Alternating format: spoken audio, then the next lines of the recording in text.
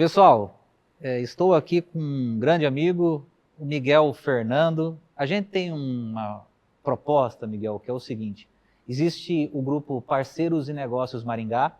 Ele começou, acho que uns 4 anos lá na época da pandemia. Muito pensamos aí em fazer alguma coisa que aproximasse a turma. Teve umas reuniões online, teve lá um almoço também empresarial, uma edição por ano. E agora a gente acha que seria interessante fazermos um bate-papo com cada um, né? Trazendo um pouco da expertise, da trajetória de vida. E tem aqueles que são menores na condição de MEIs, que daí estão muito mais ali para, de repente, aprender com quem já tem uma vivência.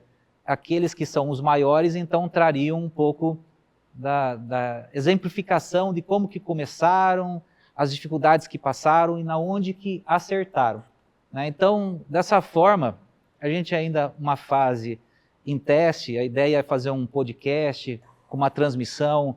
Eu e o Dr. Tadeu vai ser ali os entrevistadores, né? Porque eu estou acostumado a dar entrevista a respeito de economia, coisas nesse sentido. Então eu vou inverter um pouco o papel, ver se com essas minhas participações eu não aprendi alguma coisa.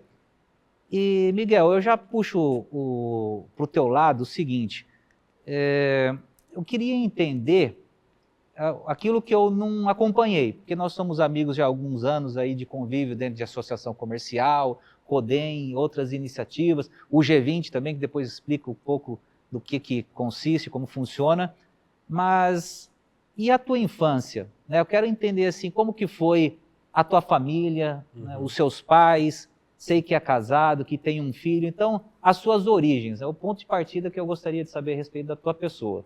Bom, João, primeiro, muito obrigado por poder estrear este protótipo de podcast do PNM, que é um modelo bem interessante, esse grupo de engajamento empresarial, de geração de negócios, de oportunidades.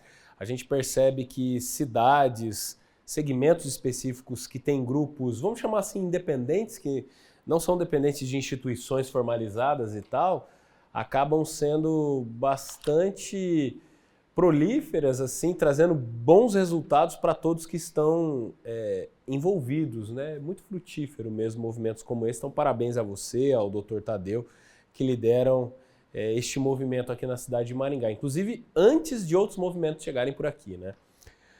Cara, minha infância, eu venho de uma família assim, de classe média baixa, né? Eu cresci na periferia de Maringá, Vila Morangueira, uma região que até a década de 1990 era uma região considerada bem distante do eixo central da cidade. E é legal, assim, interessante, eu como historiador, avaliar como que a condição de compreensão espacial na cidade muda, né? Passados anos, eu me lembro quando nós realizamos um grande evento pela Associação Comercial no Centro de Eventos Araucária, que era na Avenida Carlos Borges. E a diretoria da Associação Comercial se preocupava, nossa, é muito longe da cidade, será que as pessoas vão ao Carlos Borges? Hoje está dentro do eixo central da cidade, né? Mas a Vila Morangueira ali foi para mim muito importante, especialmente ali a Rua Manágua, porque foi onde eu consolidei as minhas primeiras relações sociais, né, de amizade. A escola que eu estudei ali, Gabriel Sampaio, depois eu fui estudar no Instituto Estadual de Educação. Trago comigo grandes amigos, muitos que ainda estão lá na vila. Eu frequento a vila com certa recorrência, com certa frequência, mas é no Instituto de Educação que aí eu começo, penso eu, formar o meu caráter, assim, talvez de empreendedor, engajamento social, porque ali eu comecei a perceber, dentro da própria sala de aula, como é que as pessoas se destacavam, né? E basicamente eram 2 perfis. A pessoa que era aquele que sentava no fundão, que era mais comunicativo, que quase que automaticamente, tanto homem quanto mulher, se tornava ali um objeto que todos queriam ficar próximos, né? Era o que a gente chamava no passado de populares e tal. Ou você tinha aquela pessoa que era muito inteligente, que era o CDF, que não se conectava com esse público mais do fundão, mas que se destacava por notas. Em algum momento da minha vida, eu não sei dizer quando, eu percebi que se eu fosse um meio termo, o que se conectava com o fundão, que tinha conexão, fosse comunicativo e tal, mas que ao mesmo tempo pudesse ser um CDF, poderia ser um diferencial. E assim eu fui, eu nunca fui bagunceiro, eu sentava na frente, mas eu sempre conversava com todo mundo da sala, eu era bem comunicativo, mas eu era CDF, eu sempre gostei de estudar. Talvez era um trauma ali que eu tive, que eu quase reprovei a 5ª série, fiquei em recuperação em 2 disciplinas, e eu me lembro estudando em casa, assim, nas férias e vendo meus amigos brincando na rua. Eu falei, não, cara, eu nunca mais vou passar por isso. Na 6ª série em diante, aí eu me tornei esse meio termo aí entre CDF e fundão. E foi na escola que eu conheci minha futura esposa, a Fernanda, e quando eu falo assim, eu já tenho um filho vai fazer 21 anos, eu já sou casado há mais tempo que a maioria dos amigos, né?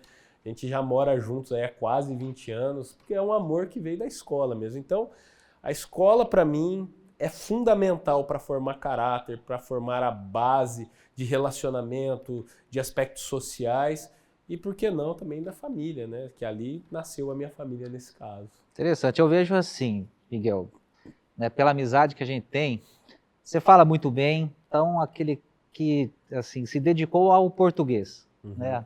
Não sei se a ponto de análise sintática, aquelas coisas que são a teoria da linguagem, né? Só que se expressa bem, tem oratória, mas também o outro lado das exatas, a gente sempre conversa muito, quase que diariamente a respeito de como está a economia, o que está interferindo o câmbio, né? A alta do dólar, a inflação, a taxa Selic, o que vai acontecer com o PIB, com o emprego.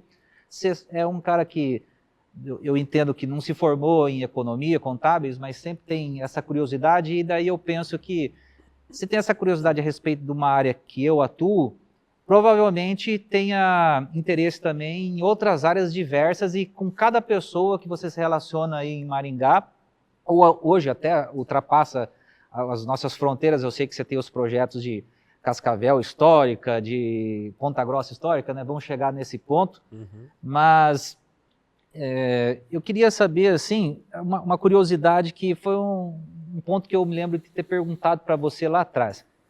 Poxa, você se formou em História e é difícil ver alguém que se projete tanto nessa área, né? Porque existem aquelas matérias, a pessoa se forma em Física, às vezes ela não sabe ao certo o que vai fazer depois de concluído. Eu tenho amigos que se graduaram em Física e partiram para mestrado, doutorado, hoje trabalham com radiologia, moram até fora do país, mas também tem gente que acaba não se encontrando no mercado de trabalho e procura outra atividade. E daí, quando eu me lembro de ter te questionado, você falou assim, não, João, mas eu não fiz História. Eu fiz, se eu não me engano, a parte de turismo ou tal. Então, agora que você me falou a respeito da tua origem, família, né, esposa, filho e tudo mais, da onde você veio, agora, por onde você passou? Quais são as suas formações? No que você se graduou? O que você se especializou? Da onde que vem essa bagagem, o início já do que seria o Maringá Histórica? Nossa, João, eu sempre fui muito curioso, né, no final das contas. Ainda sou hoje. Eu tenho, talvez por essência, um perfil de sempre buscar estar fazendo algo, né? Tá com a agenda lotada e tal, porque isso é meu perfil, né? Sofro um pouco que minha esposa não gosta. Pô, você tem que parar um pouco e tal. E eu não gosto, eu não consigo ficar parado. Então, assim, eu tive um desejo inicial minha primeira tentativa foi um vestibular de administração na UEM. E administração, sem nenhum demérito, mas é meio que aquela etapa que você vai excluindo tudo que você não quer e de repente sobra administração. E não é que seja ruim, mas é que é uma condição que acaba acontecendo. Eu fiz um vestibular de administração, eu fiquei como suplente e dou graças a Deus por não ter entrado. Porque daí logo na sequência, eu olhando oportunidades, fiz turismo e hotelaria.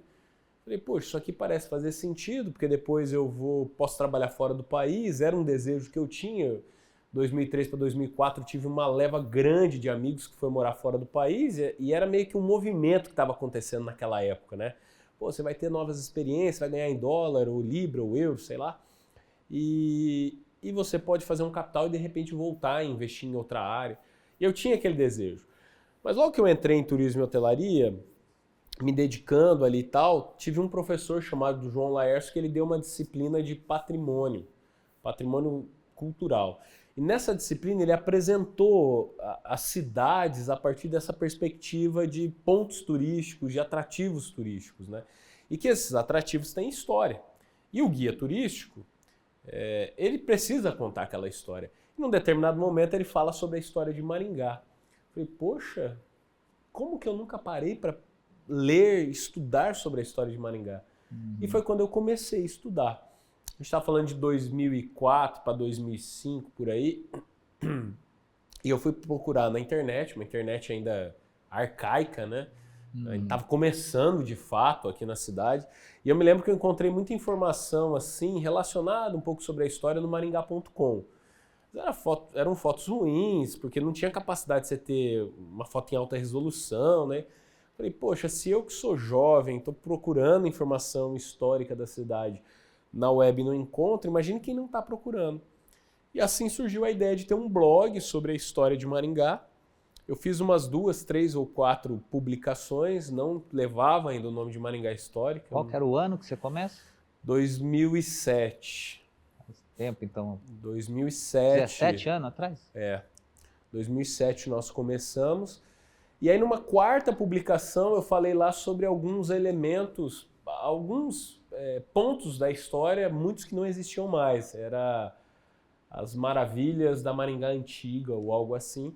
Aí ali eu transformei em Maringá Histórica. Essa publicação, ainda muito simples, aprendendo a escrever para a web e tal, gerou mídia em vários veículos de comunicação. Eu dei entrevista, de onde surgiu a ideia do site sobre a história de Maringá e tal? Isso em 2007, né? E aí o blog explodiu assim muito rapidamente. Aí eu comecei a publicar diariamente. Não usava ainda, não usava as redes sociais para distribuir, não tinha Facebook, não tinha Instagram, não tinha WhatsApp, não tinha nada Era disso. a pessoa a procurar lá. E eu imagino, Miguel, que assim, Maringá, por ser uma cidade relativamente jovem, até eu, quando me deparei, nas primeiras vezes que vi a respeito do Maringá Histórica, pensava, mas o que tem de história para contar de Maringá? Porque é muito recente. Eu me lembro que uma vez também te perguntei, ô Miguel, mas não vai chegar um dia que vai esgotar tudo, que não vai ter história suficiente? Ele falou assim, não, sempre tem, sempre aparece. E realmente, você foi se aprofundando em questões de conflitos entre famílias, empresas, ou políticos, que um quis botar fogo na casa do outro.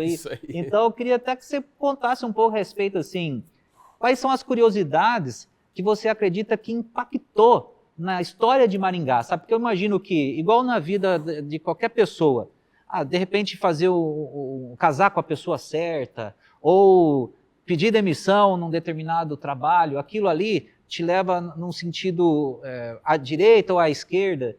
Eu acredito que você, por ser um cara que fez toda essa pesquisa de tragédias, mas também de conquistas, de realizações, deve ter alguma coisa que você possa pontuar que deu um impacto positivo, mas que também teve um impacto negativo. Nossa, foram vários, né? A gente está falando de quase 20 anos pesquisando sobre a história de Maringá, uma coisa que é muito importante deixar claro. Sempre tiveram pessoas antes de mim e vão ter pessoas depois, pessoas que fazem um trabalho magnífico de pesquisa com método acadêmico, outras pessoas que não usam método acadêmico, mas que desenvolvem um trabalho fundamental. Né, deixar claro que a gente respeita todos os pesquisadores que vieram antes e que virão depois. Mas, sem nenhuma soberba, talvez o maior impacto em número de leitores, em número de usuários, em número de pessoas, seja inquestionável Maringá Histórica. Né? Hoje a gente se conecta diariamente com mais de 100 mil pessoas, entre Instagram, Facebook, YouTube e o nosso site. E para falar da história de Maringá, uma cidade jovem, 77 anos, que tem uma média de 430 mil habitantes, você falar com 100 mil pessoas, vamos lá, a gente está falando com 27, 30% do público, é muita gente. E a gente consegue aferir isso com dados que as próprias redes sociais, o nosso próprio site aferido por índices que nos parametrizam, nos dão segurança. E ao mesmo tempo, para chegar até a sua pergunta, são 100 mil pessoas olhando e falando, será que isso aqui é verdade? Aqui tem uma informação que deu uma escorregada. E é natural que aconteça, a gente publica todo dia, nós nos colocamos à disposição para produzir conteúdos diários. São 7 artigos por dia, toda semana que vão para o ar. Cada artigo, às vezes um pouco maior, às vezes um pouco menor, tem uma foto histórica no mínimo. Além dos artigos, por semana é produzido um documentário com uma média de 10 a 20 minutos. Então é muito conteúdo sendo produzido. E é inevitável que em dados momentos a gente acaba incomodando, porque nós tratamos de temas que são pacificados. Por exemplo, aqui a cidade de Maringá foi fundada em 10 de maio de 1947. Beleza, isso é pacificado. Só que a gente provoca. Poxa, mas peraí. A maioria dos municípios comemoram o seu aniversário a partir da data de emancipação política, que é quando ele se torna município. Ele deixa de ser distrito, se torna município. Então você tem uma data estabelecida por uma lei estadual. Maringá não tem essa lei. 10 de maio de 1947 é o início da venda de lotes na região central da cidade. Então o nosso aniversário é comemorado a partir do estímulo da iniciativa privada, a Companhia de Terras Norte do Paraná. Opa, você vem com um dado pacificado e você provoca uma reflexão. E isso gera outras reflexões. Por exemplo, por que Maringá tem uma participação tão decisiva da iniciativa privada nos rumos do futuro da cidade? Você acabou de falar do CODEM, projeta a cidade 100 anos na frente e por aí vai. A gente começa a ver hipóteses no passado. O nosso aniversário foi estabelecido pela iniciativa privada. 1953, quando tem a posse do primeiro prefeito, você tem uma tensão gigantesca na cidade. Inclusive, a gente vai lançar um livro sobre esse fato agora em julho para agosto, que é Inocente Villanova Júnior toma posse, o município acaba de ser instalado. Qual que é o primeiro ato do prefeito com o município que acaba de ser instalado? Recolher impostos para poder fortalecer os caixas públicos e executar obras pela cidade. Só que o Inocente, a gente está avaliando ainda o que de fato aconteceu, porque as fontes são várias, então você tem uma colcha de retalhos para tentar interpretar o passado. A que tudo indica, parece que pesou um pouquinho a mão na hora de tributar, porque os maringaenses recolhiam por Mandaguari, eles pagavam imposto por Mandaguari, que era a sede do distrito até então. E de repente, em 53, começa a ser mais caro o imposto. É quando nasce a Associação Comercial de Maringá, a associação peita o prefeito. O prefeito para de pagar os funcionários porque não tem caixa no município, porque, segundo ele, não tinha. Os empresários boicotaram o recolhimento de impostos, o que hoje a gente chama de SSQN e IPTU. E aí ele fala: olha, o Inocente, o prefeito, fala para os funcionários da prefeitura: a gente não tem dinheiro para pagar, vão cobrar o presidente da associação comercial lá na empresa dele, na Dias Martins, que fica ali na Avenida Paraná, esquina com a Carneiro Leão. Aparecem lá 80 funcionários querendo pegar o presidente da associação comercial porque ele não está deixando recolher imposto para pagar o salário deles. Então, a gente vai trazendo à tona essas pautas e essas pautas incomodam muitas vezes. Agora, o fato da associação comercial, a gente sabe, toda cidade tem a sua. Mas aqui nós temos um espírito bem associativista, cooperativista, né? A Cocamar, uma das maiores empresas da cidade.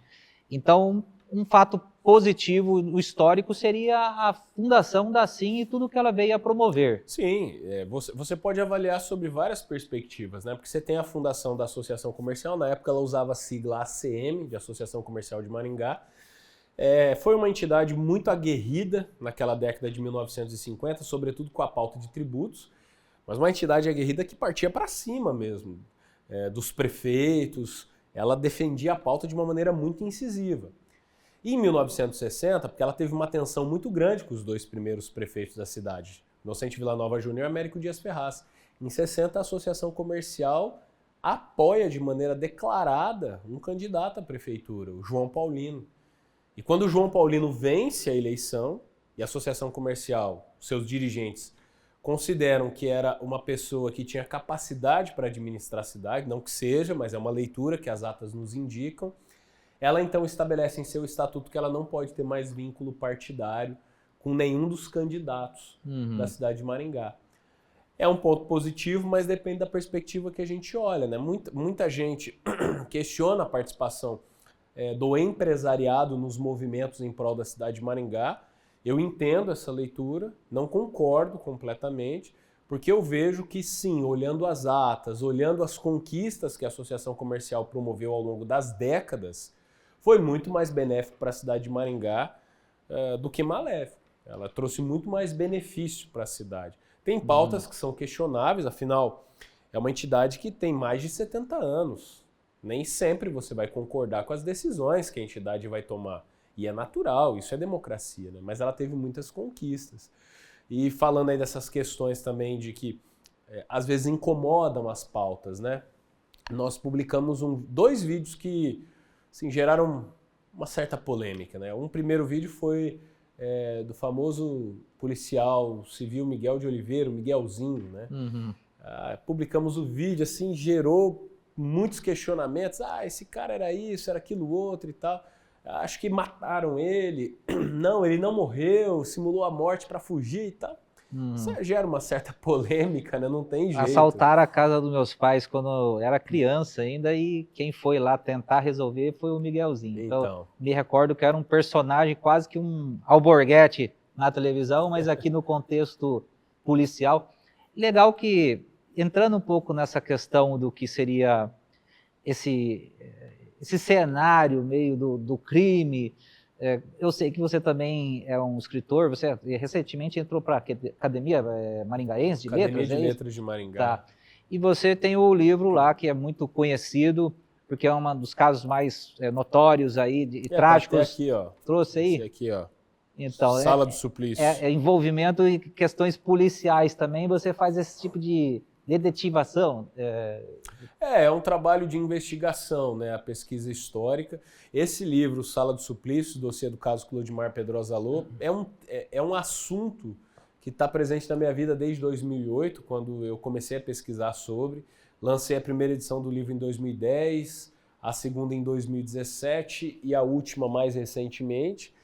E eu sempre trouxe a perspectiva assim, poxa, eu posso escrever o livro de uma maneira não rebuscada, mas mais técnica, né, na perspectiva histórica, mas eu optei por trazer uma escrita mais popular, para que ele fosse visto menos como um livro histórico e mais como um livro reportagem, para que a pessoa lesse, qualquer pessoa que pegar, primeiro, lesse o livro rapidamente.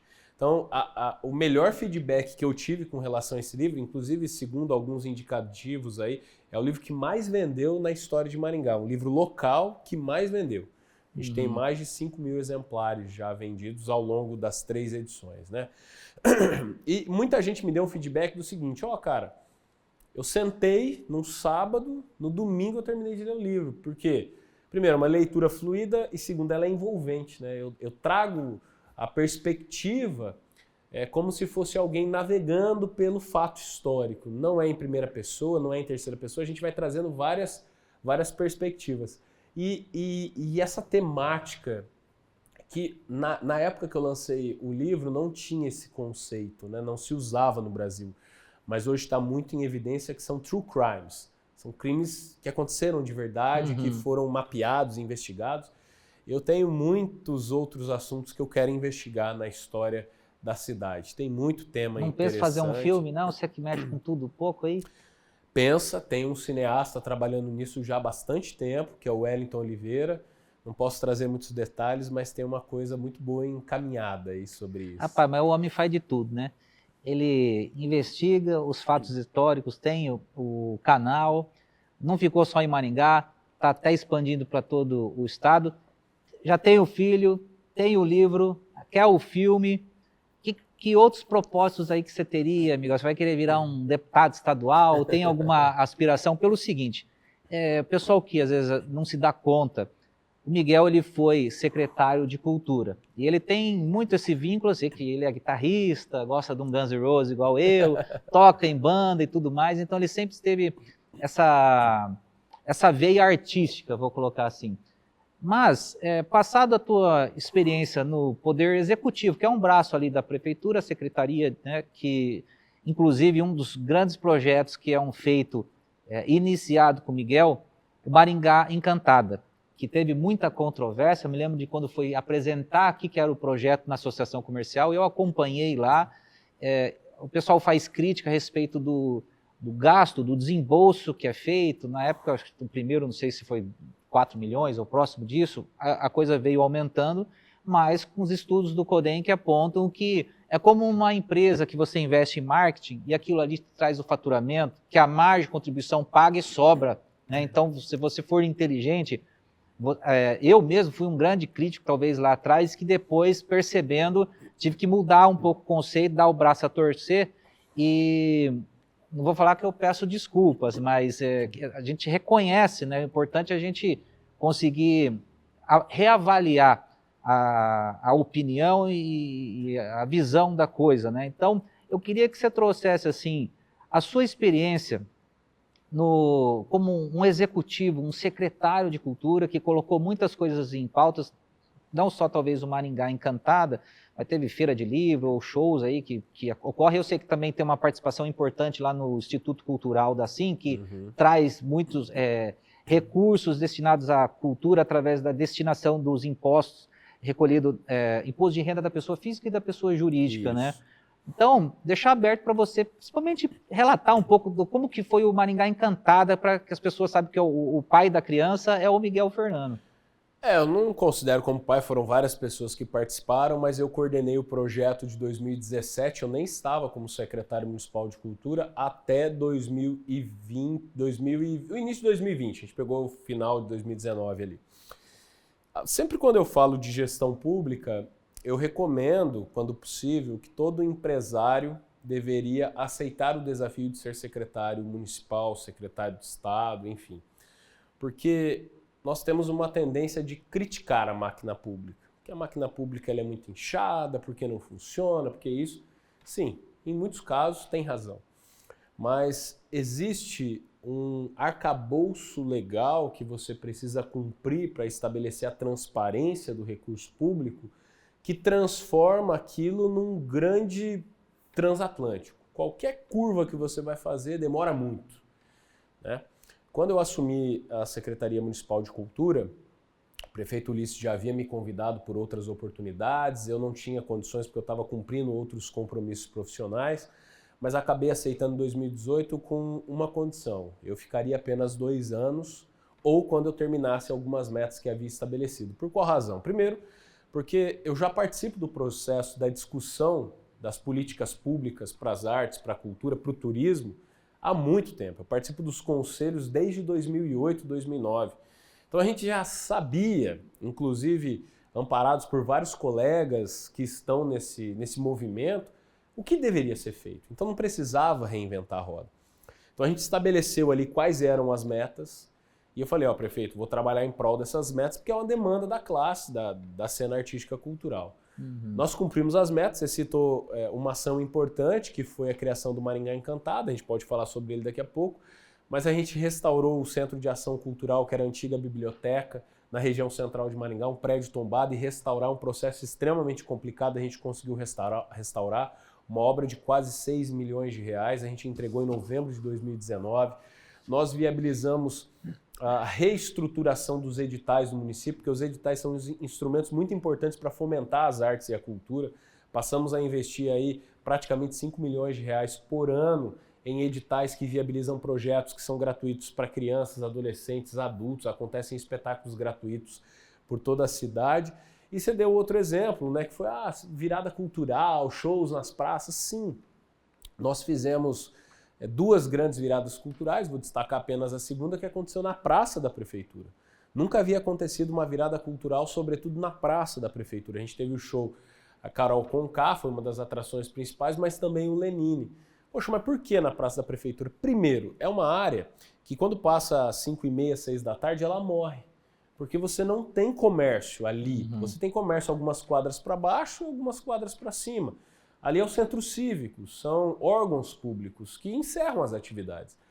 E reclama, mas ali tem morador de rua e tal. Como é que se resolve isso? Primeiro, você tem que ocupar as praças. Então, o evento acontecer ali durante 2 dias, sábado e domingo, foi para mostrar para a população que as praças poderiam ser ocupadas de maneira estratégica.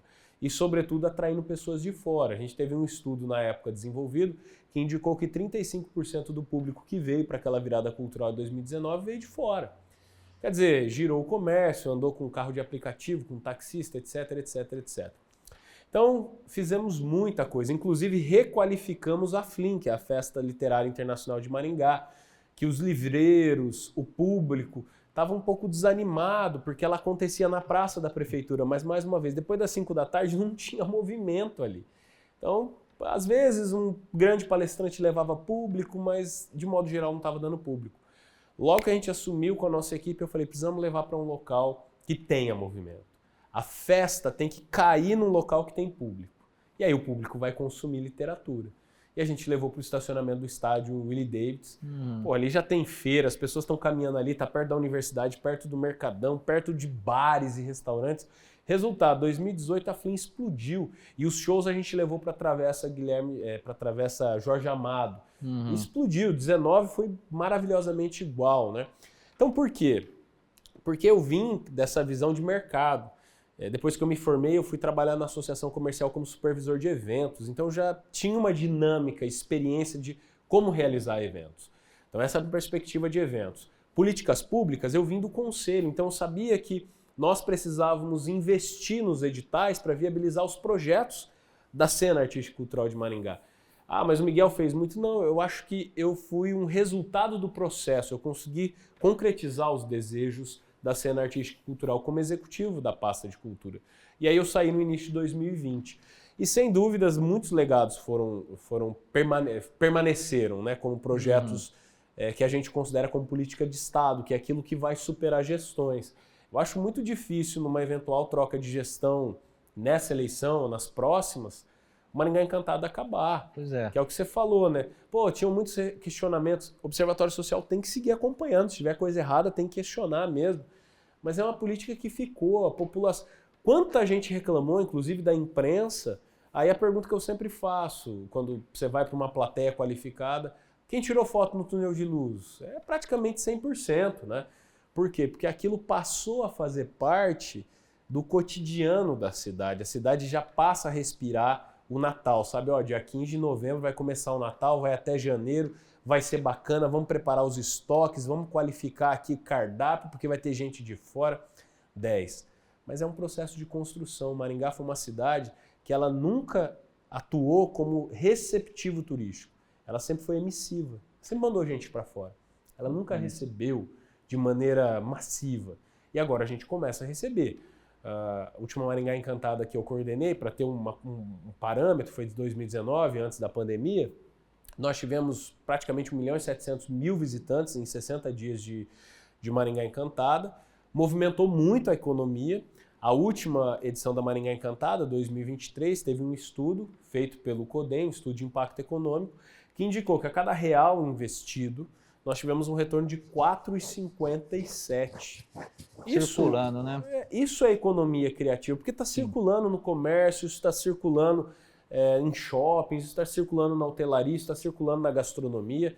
E economia criativa é isso, é você utilizar de maneira inovadora o recurso público para gerar o efeito em cadeia em toda a economia da cidade. Bom, então falamos aqui da tua trajetória, a tua origem, também que tem a parte da literatura, da publicação de livros, o blog e o portal, todo esse empreendedorismo teu no segmento privado, mas também no público.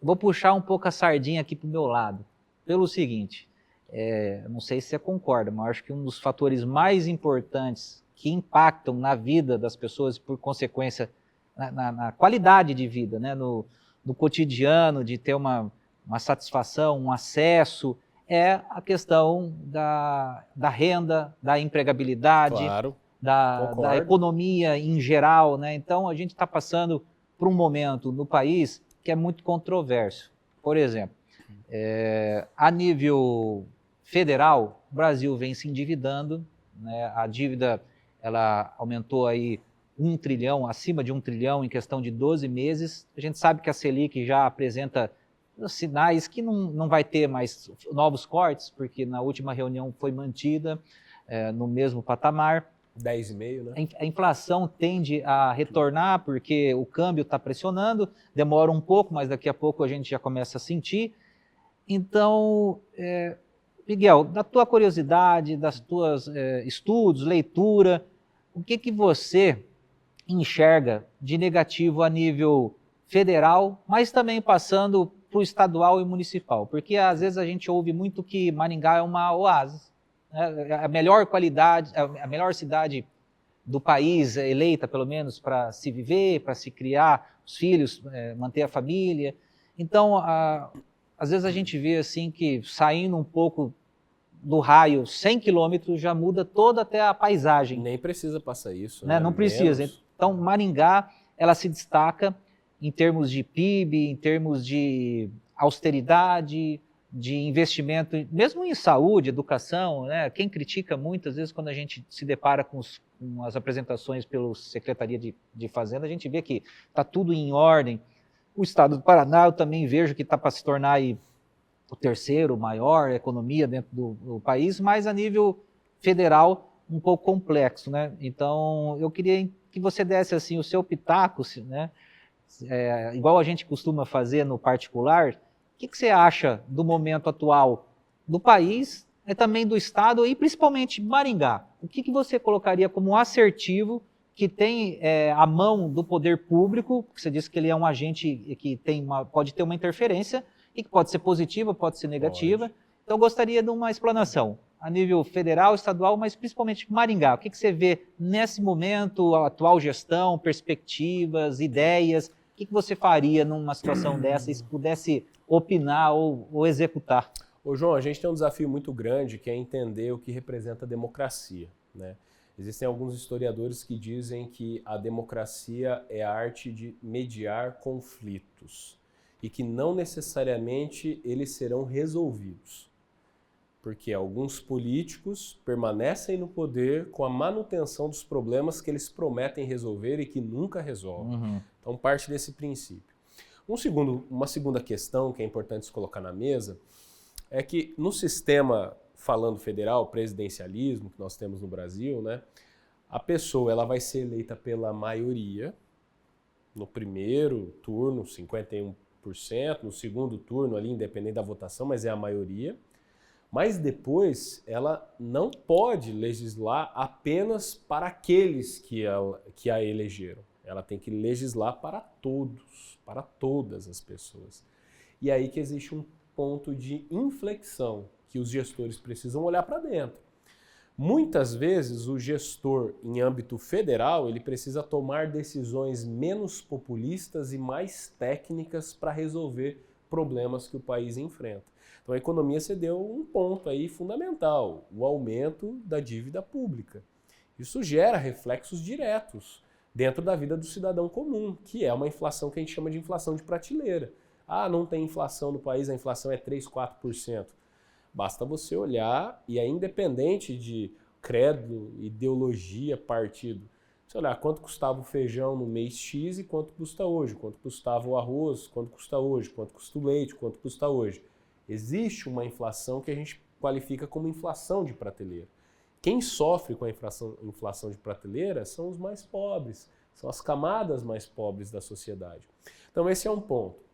Precisaríamos olhar com cautela qual é a política de Estado que o governo federal propõe para o Brasil.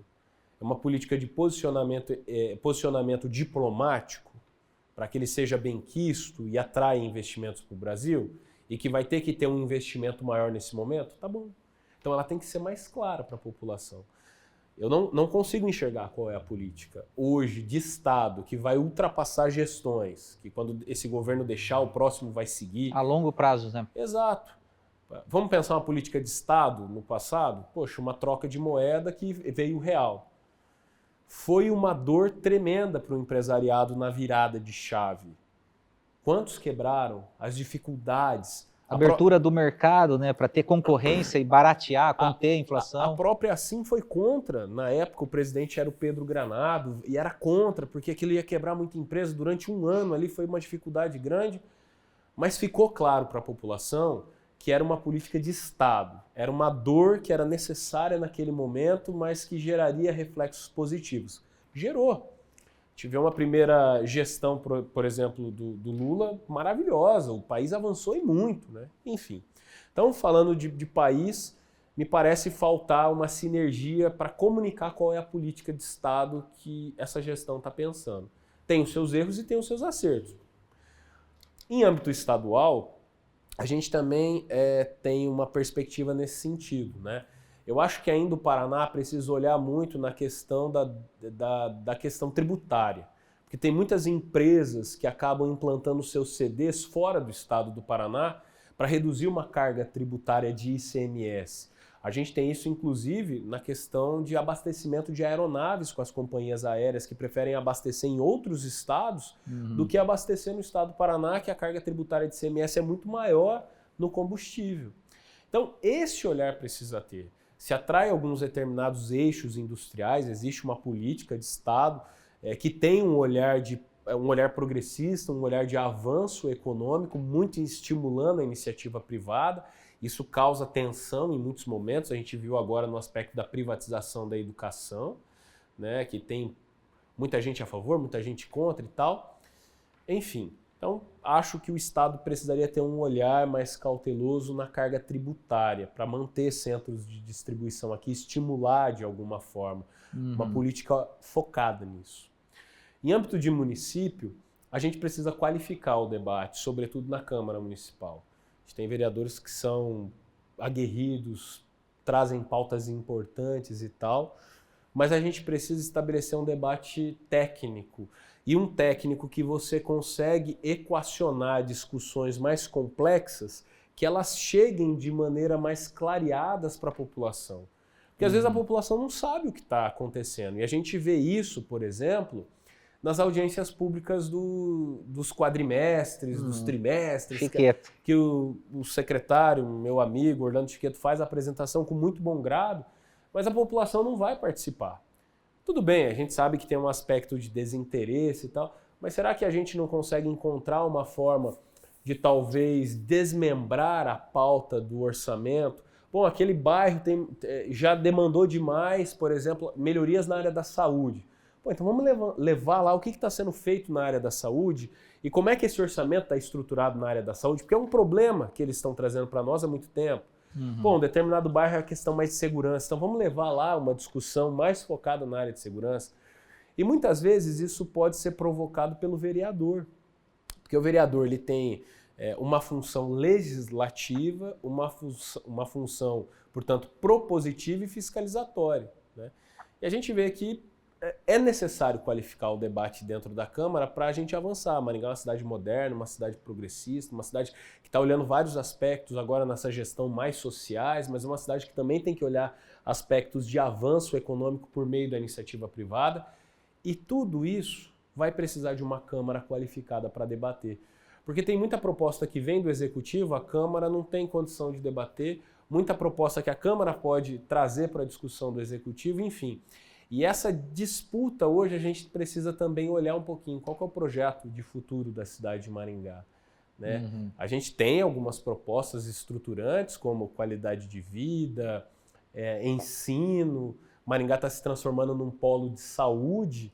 Muita gente o turismo de saúde está sendo muito fortalecido na cidade. Muita gente vindo de fora, ficando 30 dias em um hotel. Por quê? Porque vai fazer uma rinoplastia, vai fazer um pequeno procedimento implante capilar, né? Implante capilar, fica no hotel acompanhado de um enfermeiro, fica ali 30 dias. Isso está passando à margem da análise econômica de estratégia, de captação de investimento, de políticas focadas nesse sentido.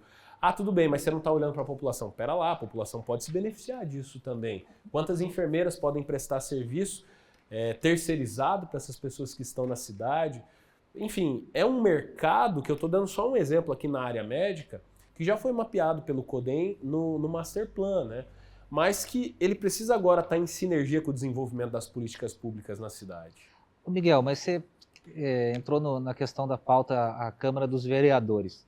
Quando você pega a representatividade do pessoal que está por ali, é muito assim, o fulano que organiza lá um churrasco, ou tem os termos normalmente até um apelido, o espoleto, o fulano de tal, de não sei o que, tal função. enfim, a gente acaba nem se dando conta, acompanhando do trabalho, mas aparentemente, para mim que não sou um grande interessado nessa questão aí, mas a gente vê que é uns personagens populares e de bairro, né? E no final das contas, talvez falta o lado técnico, né, do conhecimento um pouco mais aprofundado. Por exemplo, você comentou a respeito da compreensão da coisa, das finanças públicas, né? Então, como que seria para ter um mínimo múltiplo comum em que o maringaense, né, ele conseguisse ter essa ideia de que a pessoa tem que ter essa proximidade, que é aquele político que vai na feira comer o pastel, alguma coisa nesse sentido, mas também tivesse essa bagagem, né? Porque só aquilo que... Pessoal, eu acho que quando é aquela figura que dá primeiro para depois se cobrar. Eu estava ali com um colega teu, inclusive, que ele estava me contando. Eu fui vereador aqui na cidade de Santa Fé, João, 3 vezes. Agora ele está na condição de presidente da Associação Comercial e da Cassinor. É o Henrique Tadeus, né? Uhum. E ele falou assim, João, olha só, pegou o celular dele, aí mostrou uma mensagem, estava assim, ô fulano, eu estou passando dificuldade, tem como pagar essa conta de luz e de água para mim nesse mês que faltou? Ele falou assim, cara, eu não tenho condição disso. Daí a pessoa dá a resposta assim, então vou me lembrar então disso, quando for a próxima eleição, o candidato, não sei o que lá. O que acontece? As pessoas vão pelo imediatismo ou vão como moeda de troca, não se interessam de fato por um aprofundamento um pouco maior do debate, e a ideia é ter essa personagem que seria assim o populista, né? Como que João, faz para mudar a realidade na nossa cidade nesse aspecto? Veja só, eu faço doutorado em História Política. É muito difícil você trazer uma análise pragmática da condição que a população vive em relação à política partidária ou à política. Porque política a gente vive todo dia, relacionamento, articulação, seja qual for e no nível que for. Mas a política partidária, por N razões, fez com que muita gente se afastasse. Pessoas boas que poderiam desenvolver um excelente trabalho se afastassem. Não quero me envolver porque você vai me dar problema, que isso, aquilo, outro tal. E aí a gente chegou numa condição complicada, porque nós queremos qualidade na entrega do legislador ou do executivo, nós queremos resolver todos os problemas que se acumularam ao longo das décadas, mas a gente não quer colocar o nome à disposição para ajudar a trabalhar, tendo experiência, capacidade. Cara, é uma conta que não fecha. Então, o primeiro ponto é ter pessoas qualificadas participando do processo eleitoral. Os ruins são mais, assim, dispostos, talvez. Eu estava conversando com uma pessoa, aí falou assim, João, eu quero apresentar o meu candidato, vamos tomar um café e tal. Aí eu falei assim, mas quem que seria, né? É o fulano carpinteiro, não carpinteiro, ele é alguma coisa assim, prestador de serviço, que daí eu falei assim, mas será que ele tem a bagagem, a formação, a trajetória? Porque eu tenho aqui uns 10 amigos próximos que daí o pessoal assim, vem me procurar, João, você já tem um candidato, estou pensando em me colocar à disposição, alguma coisa nesse sentido. E daí eu falei assim, não sei se é preconceito da minha parte, mas quando eu ouvi que a pessoa é quase como se estivesse procurando uma solução para a vida financeira, né? Porque, se eu me lançar, de repente alguém... Teve casos aqui em Maringá, que é o fulano Gari, o Beltrão, o Jones Dark, uma época, e eu não sei se as pessoas aí vão como voto de protesto, ao invés de avaliar o que seria o currículo. Então, o quanto que a gente deve ponderar, né? Será que a pessoa que ela é inteligente, tem a bagagem, tem a formação, a justificativa que quem me procurou falou é que, não, João, quanto mais inteligente, quanto mais qualificação, mais ele está disposto a entrar lá para roubar e colocar os parentes e virar um nepotismo e tirar proveito, porque ele vai usar da inteligência a favor dele. Então, por isso que a gente tem que colocar alguém justamente que vem de baixo, porque daí a pessoa vai ter a humildade. Eu não consegui entender qual foi a linha de raciocínio. Então, João, eu acho que é assim, uma coisa não anula a outra, porque a política, sobretudo numa eleição como essa, né, uma eleição municipal, a Câmara é justamente para compor a representatividade da sociedade. Então, tem o Gari lá, ótimo, você vai ter o debate de alguém que talvez não tivesse tido espaço até aquele momento para estar lá. Mas ele não tem conhecimento técnico, beleza, ele pode se cercar de assessores para ajudá-lo. Eu não acho que a gente precise cercear a participação de segmentos, vamos assim chamar de sociedade. O que a gente precisa é trazer mais pessoas qualificadas para participar do processo eleitoral. E aí o que a gente traz para a mesa é um leque maior de opções para o eleitor. Hoje o que a gente tem ouvido muito do próprio eleitorado é que tem poucas opções para a gente poder escolher. Não, você vai ter quase 300 candidatos, você tem que também parar para olhar aquele que melhor se enquadra com o seu objetivo, com o seu perfil.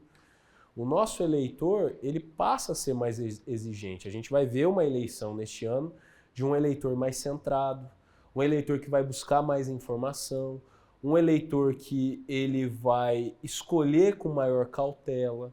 E é simples isso nas eleições passadas. Pergunta para a maioria das pessoas em quem você votou, para deputado estadual, para senador, para deputado federal, para governador, para presidente. Talvez ele se lembre da maioria. Uhum. Beleza, pergunta agora, quem você votou para vereador há 8 anos? A pessoa talvez já fique um pouco em dúvida. Vai se lembrar ali do prefeito. É uma decisão que impacta a médio e longo prazo, mas é que é tomada no impulso. E até eu me lembro de uma amiga minha, Josi, eu falei, eu vou votar no Jones fulano. Aí ela, pelo amor de Deus, mas você é um cara inteligente e tal, porque você não vai com base naquilo que você espera de proposta para ser implementada na cidade? E era um momento que eu falei assim, cara, para mim tanto faz, tanto fez. Até eu já passei por uma fase de desgosto ou desinteresse pela questão política. Mas você tem o voto de protesto, como você disse, né? Minha leitura é que o voto de protesto este ano ele possa reduzir. E aí a gente começa a qualificar um pouquinho melhor o voto, né? Você tem aquele voto que é um voto ideológico, que você não... Ele vai ser ideológico, ele tem um perfil, a pessoa pensa muito no partido, nisso. Né? Independente de direita, esquerda, é um voto ideologizado e está tudo bem. Você tem o voto que é o voto válido, que a pessoa quer votar naquela pessoa que sabe que vai vencer porque ela vai poder cobrar as pautas que aquela pessoa está levantando. E você tem uma espécie de voto flutuante. Segundo as últimas avaliações que se tiveram aí pela cidade, há muitos eleitores indecisos e é muito natural isso. Essa indecisão ela segue até muito próxima das urnas. E esse voto ele vai flutuando. Ali na reta final, talvez ele tome uma decisão que pode ser por impulso, pode ser por protesto, pode ser por ideologia. Então, a maior parte do eleitorado ele vai flutuar por muito tempo. Até porque, se você parar para olhar friamente, no caso de Maringá, você tem alguns pré-candidatos a prefeito, muita coisa pode mudar ainda. Tem muito pré-candidato a vereador e muita coisa pode mudar. Proposta na mesa, a gente ainda viu pouca coisa, porque as propostas vão vir na etapa de candidatura mesmo, né? Que é o momento que vai se dar após as convenções eleitorais, que devem se concluir ali no início de agosto. Então a gente está numa etapa assim que o que a gente vai percebendo é o eleitor buscando, possível eleitor buscando por consenso, diplomacia e qualificação técnica. É isso que a gente vai interpretando. Se vai se concretizar dessa forma, só as urnas vão poder dizer. Entendi. Para concluir essa parte que a gente tratou a respeito da época que o Miguel foi secretário e também explicando para nós entendermos um pouco melhor o que é o poder executivo, o poder legislativo, que tem a figura do vereador nas câmaras. Mas, para a gente finalizar, a gente sabe que o Miguel ele tem uma boa inserção no mercado, no meio empresarial, né? Inclusive tem lá uma iniciativa que é o G20 e vem tomando corpo, projeção, e eu acho muito legal o formato porque ninguém vai ali se fazer presente para sair oferecendo produto, serviço ou querer vender, né? Puro negócio, na verdade acaba acontecendo. Mas traz ali umas figuras importantes. Eu sei que você levou muita gente da política, né? E você sempre costumou andar nos diferentes Eu falo assim, o Miguel é um amigo que fica tanto do lado da direita, do lado da esquerda, do lado do centro, ele se dá bem em todos os segmentos aí, né, e suas ramificações, mas levou também bastante gente ali que são aqueles empresários notórios da cidade, né, que o Jefferson Nogaroli, tem O Sr. o Wilson. Wilson, teve o presidente da Cocamar, Luiz Lourenço, teve o Paulo Meneghetti, da Santa Terezinha. Então, as grandes empresas de Maringá, porque Maringá, se a gente for ver a questão da exportação, o superávit é formado por Cocamar, por Santa Terezinha e por GT Foods, que inclusive ia ter sido a última reunião, Isso. foi o aniversário do Osler, comemoração 50 anos, acabou não podendo participar, ficou para o próximo. Então, eu acho legal, Miguel, que você tenha essa participação para tudo quanto é lado, seja lá no bar que toca rock, seja na feira do livro, seja no poder público como secretário, mas também, a começo ali na Assim, que foi organizador dos eventos, mas a inserção que você tem com o meio empresarial e com o grande empresário é notório. Então, eu gostaria de você comentar um pouco a respeito disso e também, se você aprende com o que eles transmitem ou passam ali de experiência de vida, somado a teu trabalho de investigação do que aconteceu em Maringá no passado, o que você acredita que é aplicável nesses exemplos aí de sucesso, de trajetória e fatos antigos que influenciaram o nosso presente, o que você entende que é aplicável para o hoje, mas também para o amanhã na nossa cidade? Bom, eu acho que essa questão de poder transitar por diversos núcleos tem muito a ver com caráter e com ética, né? Até esses dias eu conversava com o pessoal, falei assim, olha, eu costumo parametrizar a confiança que eu estabeleço em alguém pela quantidade de vezes que a pessoa troca de número de celular. Que alguém que troca demais de número de celular ou está correndo de alguém ou está fugindo de dívida. Então, isso é um parâmetro. Eu tenho o mesmo celular há muito tempo, não pretendo trocar, a não ser que me tirem, mas não pretendo trocar. E são nessas pequenas coisas que a gente vai criando uma relação de confiabilidade, né? Então, onde eu acabo passando, a gente faz muitas amizades, às vezes desdobram em negócios, mas não é uma prerrogativa fazer negócio. Você deu o exemplo do G20, eu estou preocupado ali em fortalecer os laços de amizade entre os empresários que nós criamos, era para ter 20, já tem mais de 30 e tá legal, é um encontro informal, muita gente pergunta o que acontece lá, gera uma certa curiosidade, isso para mim que é o fundamental e como consequência, hora ou outra alguém vai prestar serviço para o outro, vai gerar oportunidade de negócio para o outro, não há uma obrigatoriedade. Eu acho que toda vez que se cria uma regra nesse sentido, tem que gerar negócio, tem que gerar indicação, tem que isso, tem aquilo outro. Eu sei que existem alguns modelos nesse sentido. Eu acho que fica um pouco superficial. Né? Ele não é de longo prazo, ele não gera uma durabilidade. Né? Então esse é um ponto. O segundo ponto é que eu não quero ir para a esquerda ou para a direita, eu quero andar para frente. Né? Sempre esse é uma analogia que eu faço. Quem anda para o lado é caranguejo. E isso gera problemas, só fica dando né? volta no Porque mesmo você lugar. só dá a volta, você só fica no mesmo lugar. A gente tem que projetar o futuro, andar para frente, mas mais do que isso, aí sim, ouvir com as experiências do passado. Eu sei que existem várias analogias, que você tem um grande para-brisa e um retrovisor que é menor para você olhar para trás, o para-brisa é maior para você olhar para frente, perfeito. Mas a gente tem que sempre estar olhando para o passado, porque é ali que a gente vai aprender com erros e acertos, decisões equivocadas, decisões assertivas, para que a gente evite cometer as falhas que já passaram. Então, ter a história à minha disposição, estudando isso profissionalmente, diariamente, me ajuda muito a entender um pouquinho como se posicionar na sociedade. E veja, eu faço isso há 20 anos, há alguns anos se tornou meu principal negócio, né? A gente tem algumas empresas, mas isso me traz legitimidade, né? Você senta na mesa, alguém fala, pô, o Miguel do Maringá é histórico, mas não é algo falso. O Miguel nunca prejudicou a imagem de alguém ali. pô, e quantas informações eu teria para poder prejudicar? Se o cara não me pagar o patrocínio, eu vou soltar uma história ali.